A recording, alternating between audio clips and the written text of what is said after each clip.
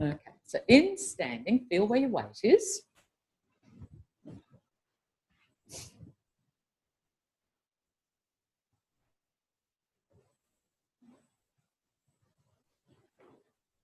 And get a sense of the parts of you that touch the floor.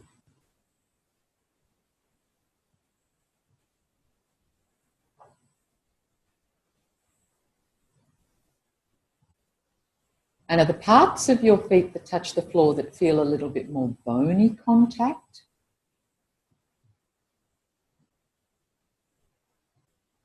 Or more fleshy contact?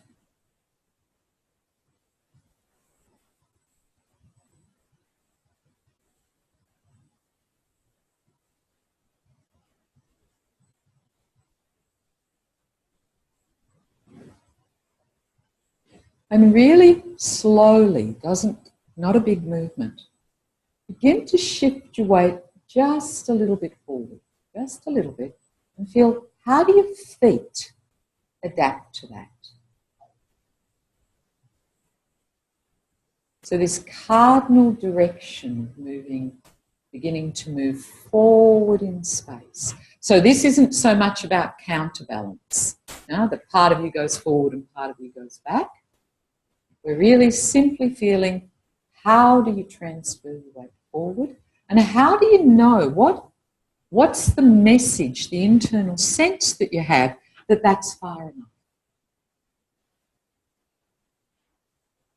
From here on, I'm going to the quality of the movement, I'm not going to have the reversibility, or I'm going to have the effort, or I feel something coming on resisting that movement, or in my breathing.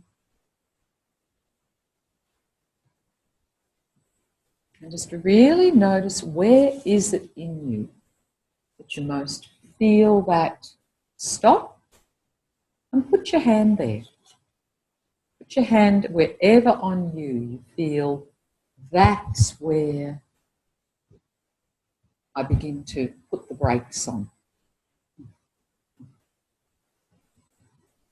And just really feel, is it on the front of you or the back of you that, maybe it's a combination. So for some of you it's your legs, some in your torso.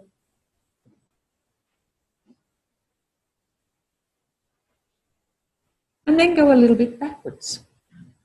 And again, trying to find that ease. It's a really easy movement, and just thinking every part of you moving backwards, as if you were getting ready to take a step backwards. And just feel, how far can you go backwards without something beginning to stop you.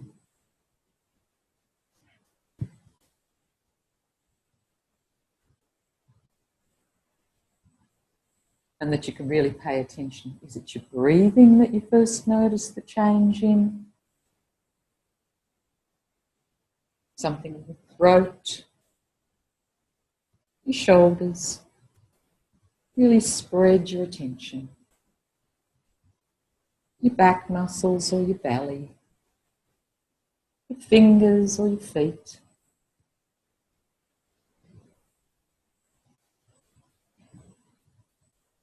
And notice if you can begin to spread your attention at that place.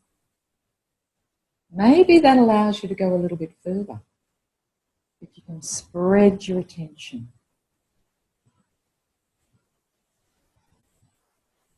At that place where you first feel the effort or the resistance. It just includes something else in your image. Okay, what about if you were going to go a little bit to your right? As if again you were going to go to head off toward the right.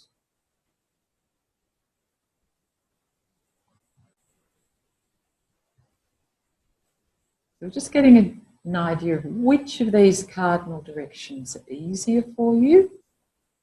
Which do you find you've got more parts of you involved in the picture?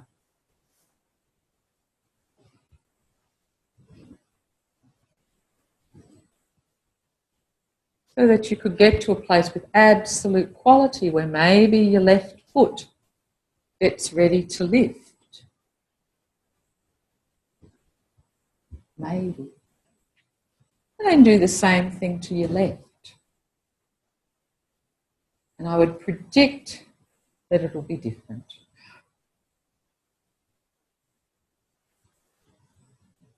Everything's just getting organised to go to the left. And some of you are already out of your quality. I know you don't think you are.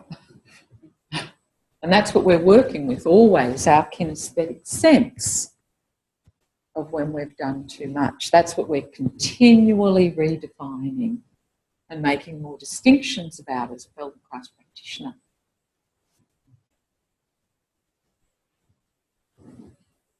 Great. Okay. So now as you're standing, so we've sort of got that you can move your weight a little bit around your feet quite easily.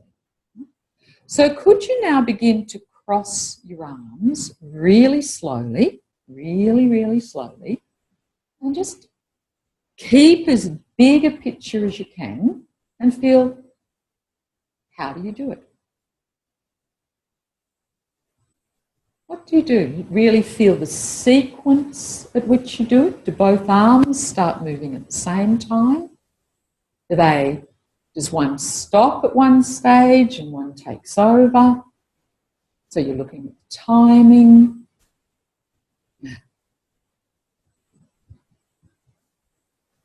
You're looking, does your weight shift at all? Does your pelvis respond to this movement of crossing your arms, not interlacing your fingers, yeah? So crossing your arms. And again, we'll all usually have an habitual way of doing this. So just really take your time, really feel how much of myself do I include in this that makes it feel so familiar. So this is a little bit like, once you've learnt, any motor skill that you're learning. What is it about when you first start learning to ride a bike and everything feels really difficult? Yeah? And what you're usually doing is inhibiting all the things that are getting in your way of riding a bike. That's what most learning is about. And once you've learned how to do it, it just becomes automatic. You don't have to think about it again. So we're asking you to go back from that automatic place to really filling in the details of how you do what for many of us is a very habitual activity. So does one shoulder come more forward than the other?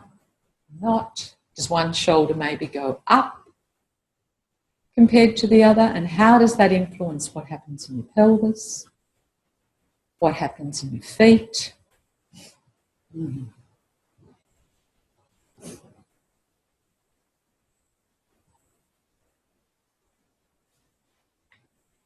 Maybe your head moves through space a little bit as you do this, in this very habitual movement.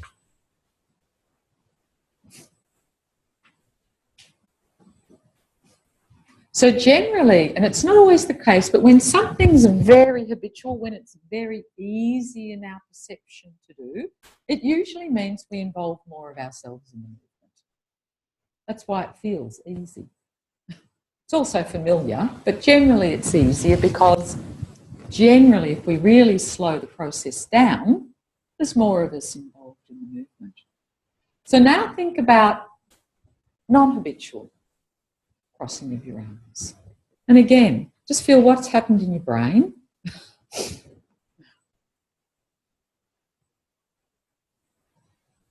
anything happened in your neck or your head? Because you've got to think about doing something that's non-habitual. And really pay attention and feel with this non-habitual. Do your shoulders still want to do the same thing? go the same way, and then you sort of work something out. And especially, where does your pelvis go? Where does your weight go?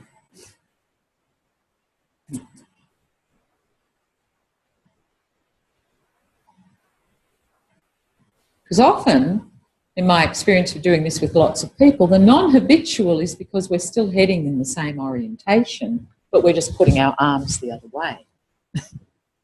So could you begin to feel how the non-habitual can become easier if you include more in the image?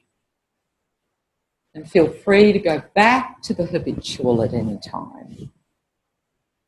You see, what does my first rib do? Does it do anything? What does my sternum do? What do my ribs do, or my pelvis?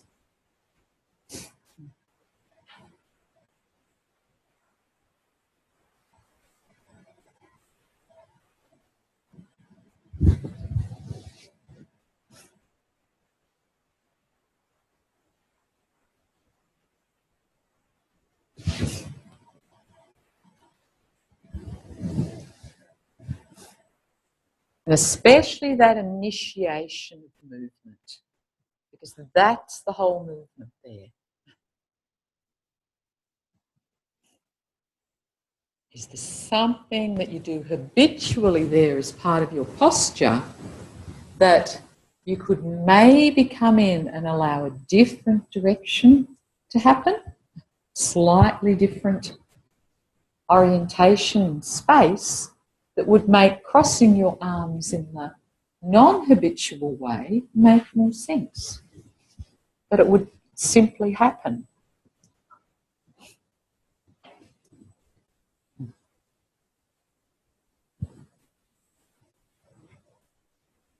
So this whole non-habitual habitual that Feldenkrais uses so often, that we use so often, to be able to really break it down, to really feel, how does that simple thing absolutely bias my orientation, the directions my pelvis is already ready to move in, where my weight shifts on my feet, where my head will be in space. Okay, so what about now? So that's something that most of us would do. What about if you were going to clasp your hands behind your back, which may not be as habitual for you? How do you do that? What happens? Where do you initiate it? What happens in your shoulders, in your shoulder girdles, in your chest, in your pelvis? No, just do what you do. Yeah? And just notice, where do you hold your fingers as you go back? Do you have one palm in front of the other? Do you hold around the wrist? Lots of people hold around their wrist when they put their hands behind their back. And how are all those different ways going to influence what happens in our neck, in our head, in our shoulders, the shapes we make, where we move.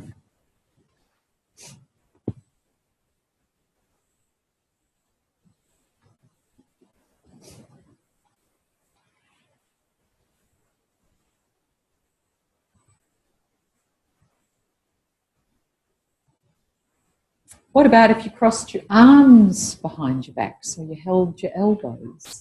How would you do that? And again, go slowly. You can do it fast to start, and I held my breath beautifully when I did it fast. Where do your shoulders go? What do your collarbones do? How does your torso and your pelvis keep adapting to this changing shape to be able to hold your arms behind your back? And notice, which hand do you have on top, which one underneath, and does that influence where your shoulder girdles are sitting? If you're in a non-habitual configuration holding your elbows, that has to influence where your shoulders are sitting.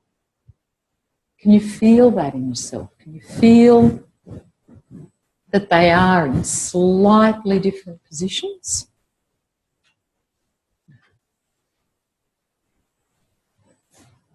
And then you can do it the other way, cross your arms, cross your elbows and have the other arm on top.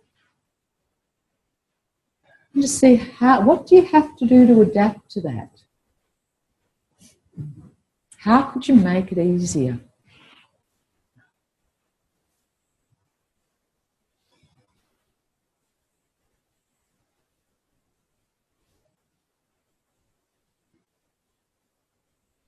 And again, really feel, is my weight still able to shift a little bit? So when I'm taking my arms behind me, does my weight tend to shift forward a little bit or back a little bit?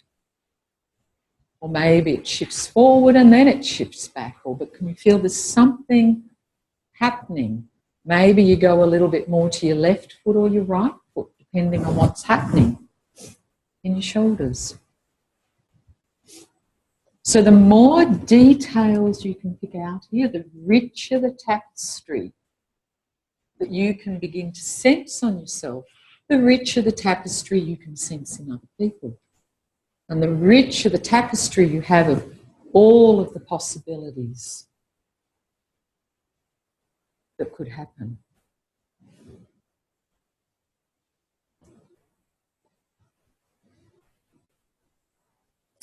Could you actually have a walk? Just feel, has that influenced anything in your shoulders or your arms?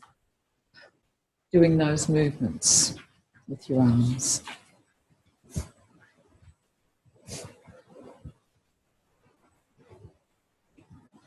And what's interesting to see is that many of you now are beginning to get a little bit of a more counterbalance between what your shoulders do and what your pelvis does. So what you see in so many people is that their pelvis is often doing a lot, but their shoulders don't do much. So you're beginning to feel a little bit more clearly this relationship between this freedom in your upper torso and what your pelvis can do. And then just for a moment, damp down the movement in your shoulder girdle. And feel, what does that do to your walking?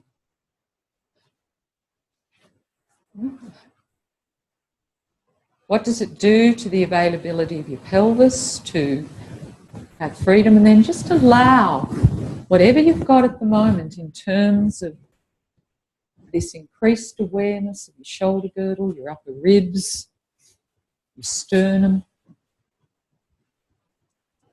what influence that can have. Okay, so just standing again, simply standing again. This time, could you take your hands and put palms together behind your pelvis, behind your sacrum? See how easy is it to feel that you can get your palms together? So you're in a prayer position, fingers pointing down. I would assume most people will be in. And very gently, keeping that configuration. And again, the constraint here as much as possible is to keep your palms together. And begin to slide your hands a little bit to the left of your pelvis and to the right. And again, just begin to feel, how do I adapt to that? Do I do something all in my pelvis? Do I allow anything to happen in my shoulder girdles? In my upper chest? Because again, often when our hands first get constrained, for a lot of people, that constrains the whole proximal too. So how do you find a way that your shoulder blades can still be free?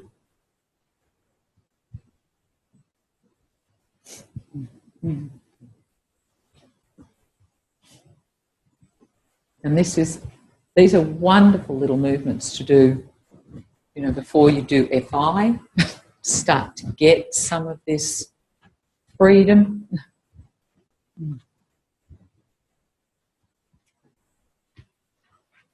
Okay, could you slide, how high could you slide your hands up? So your fingers are still pointing down, but you're sliding your hands up sort of along your spine.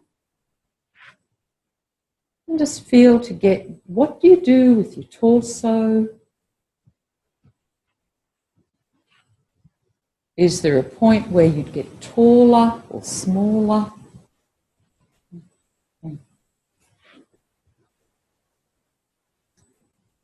And then at that point where you feel, oh, that's as far as I could go easily, just check, are my shoulder blades still free there? Collarbones still got some mobility.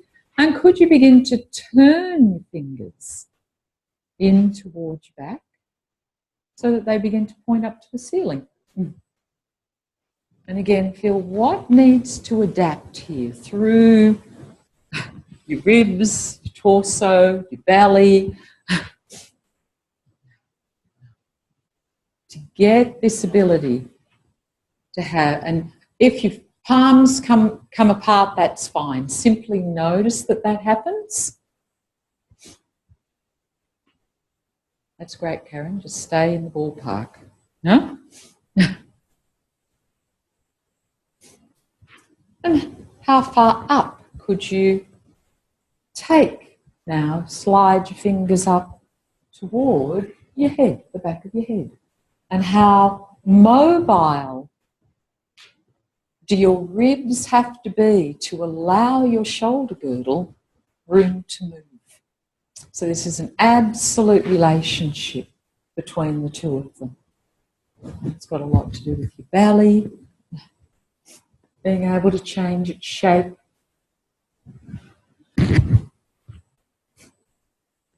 So would you get taller or smaller to bring your hands up?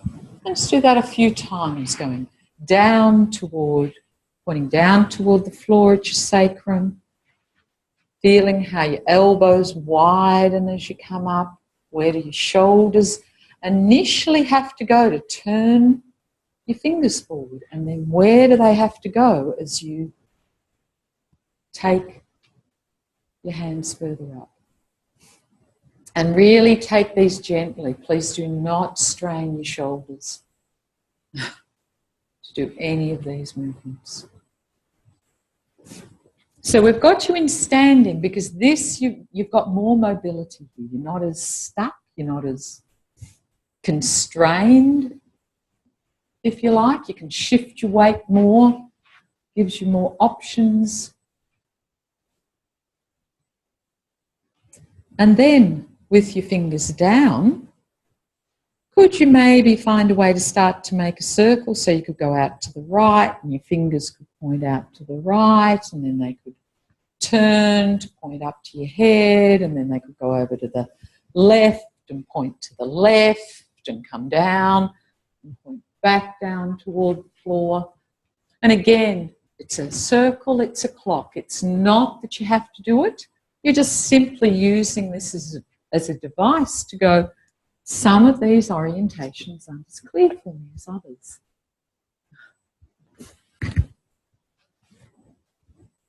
And really feel when you do get stuck, they're the juicy bits. Huh? What's happened to the weight shift on your feet? Has it stopped? What's happened to your breathing? What's happened to your pelvis? What's happened to your head? How do you keep allowing the middle of you to change its shape, to adapt in this very constrained position?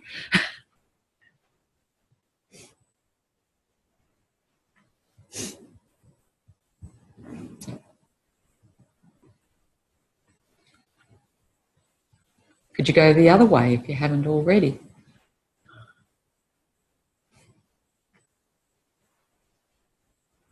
Again, really checking that your shoulder blades can go up to your ears. They can go back towards your spine. They can come away from your spine. They can slide down. All of that being dependent on the movement of your ribs, the ability to shift your weight, to soften your intention.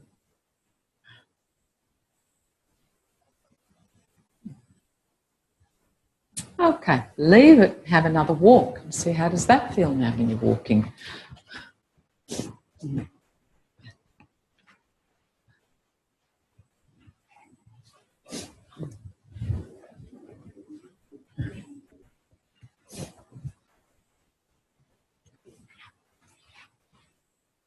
Is there something else that's been added to your image of what could be included?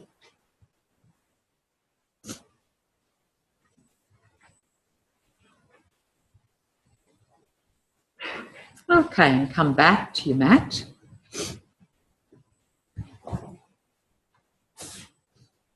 Because this goes back a little bit to what Martina was saying the other day, you know, when she said, oh,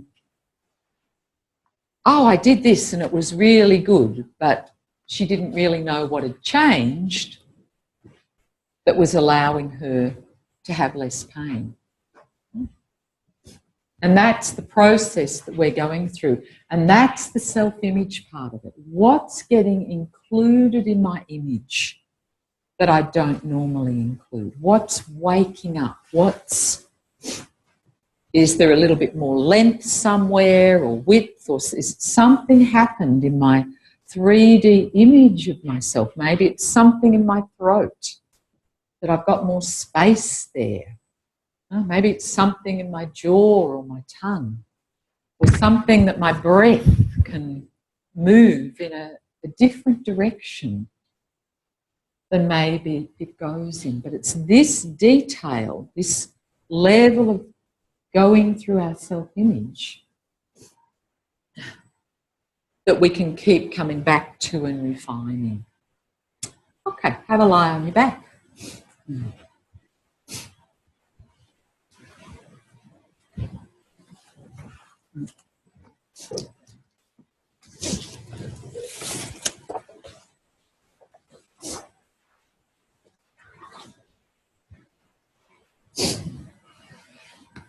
So we're going to start by going back to something pretty basic. So could you bend your knees?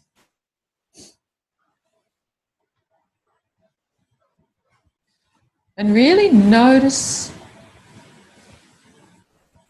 or sense, if you can, where your knees are in relationship to your feet, with your legs bent up. Where are your knees in relationship to your feet? Do you feel you can get your knees over your feet? Or do you feel your feet are in front of your knees?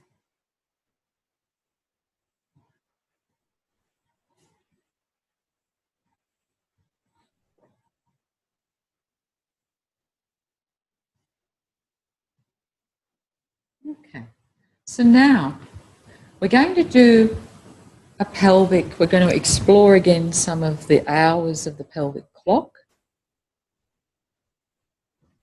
So could you really gently begin by lifting the arch of your lower back, lifting the arch. So you're going to contract the muscles down at the base of your spine where your pelvis joins onto it.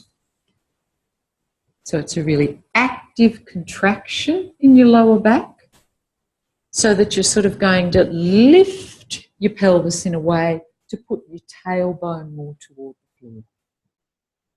So it's not a roll that you're doing. You're really actively engaging the muscles of your lower back to tilt the front of your pelvis up, to put your tailbone more toward the floor. And then you release it, and then you do it again. And really feel when you do this very active contraction in your lower back to tilt your pelvis forward, how that goes through your chest, your sternum, your first rib, your shoulder blades, your neck, and your head. And what do your feet do as well? Can you feel with this very active contraction of your pelvis? So as I said, it's not just a roll, it's an absolute lift of the top of the pelvis. And you'll feel probably that you'll feel the front of your hip joints will engage. Something has to happen in the front of your hip joints to help to lift your pelvis in this way.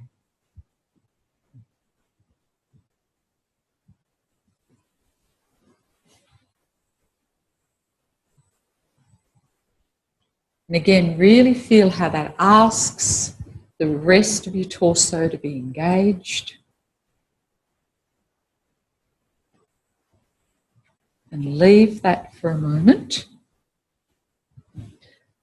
So that's the first movement, really, that Feldenkrais starts the pelvic clock with in the ATM book, this really active contraction of the lower back, where he's asking you to feel that a mouse could move under your low back. So you're really contracting the lower back. He would use the word powerfully. He doesn't mean when he says that you're efforting or holding your breath. But this strong contraction in your lower back, this active contraction, allows your low belly the opportunity to lengthen,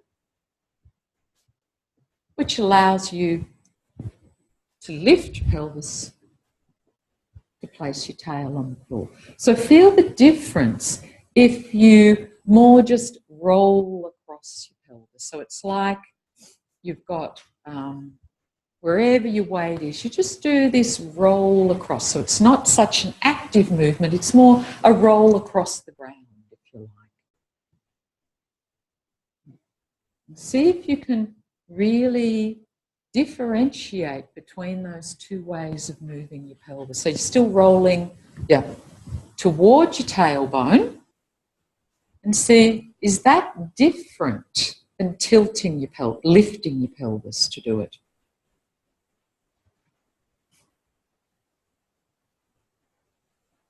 Is there anyone who can't feel the difference? No, Fiona can't feel the difference. Okay, let's go and look at Fiona.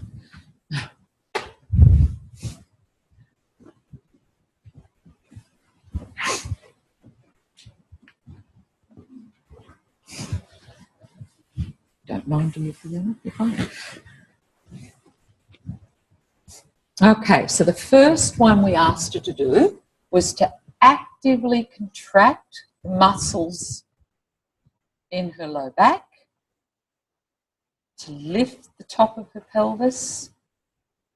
And you can see for Fiona, she's lifting here. So she's probably at waist level, but she's asking the mouse to go under. Huh? What's the difference, Fiona, if you do it from here? It's really hard. And feel what's making it hard in your legs. That's better. So what was happening, and this is, I didn't put this in, but he makes this, is that to get this, you feel this contraction here in the front of the hip joints, which actually lightens the feet on the ground a little bit. So one of the things that was preventing you doing it, Fiona, is that she's got her legs pushing this way. Huh? So can you feel you push with your legs a little bit and then you arch your back? Can you see how that would get in the way of her tilting her pelvis? Yeah, because there's this work going on here that she's not aware that she's doing. Yeah? So just go, what could happen here?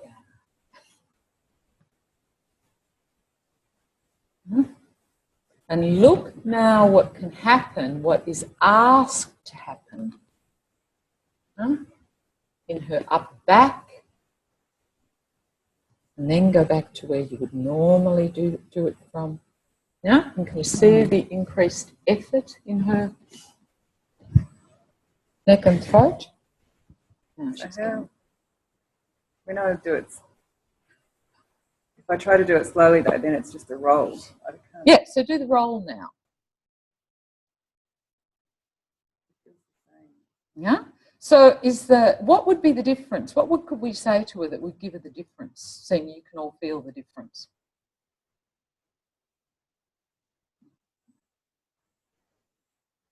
I'd say keep the motion down.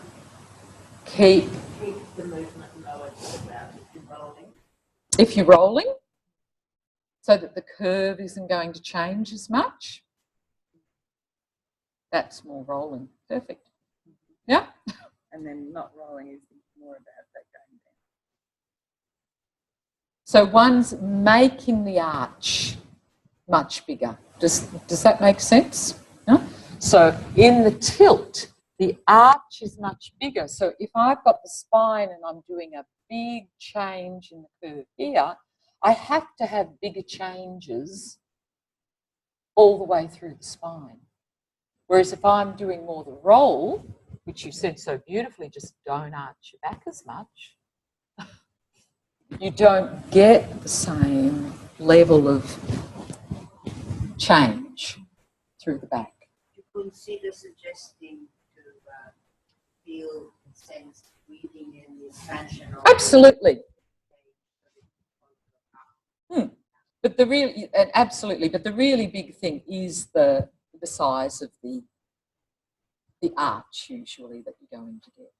So it'd be the same if we were now going to go lift the bottom of the pelvis. And I'm absolutely using that word lift. I'm not saying roll, I'm saying lift. So I've got a lift in the gravitational field then.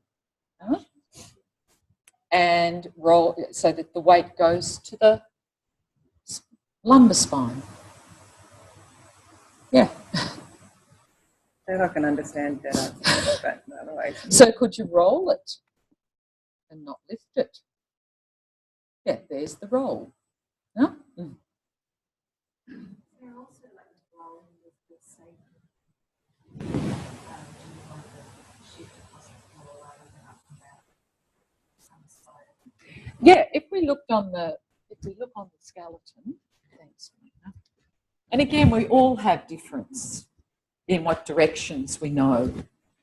And that tells us major things. So I know not just that Fiona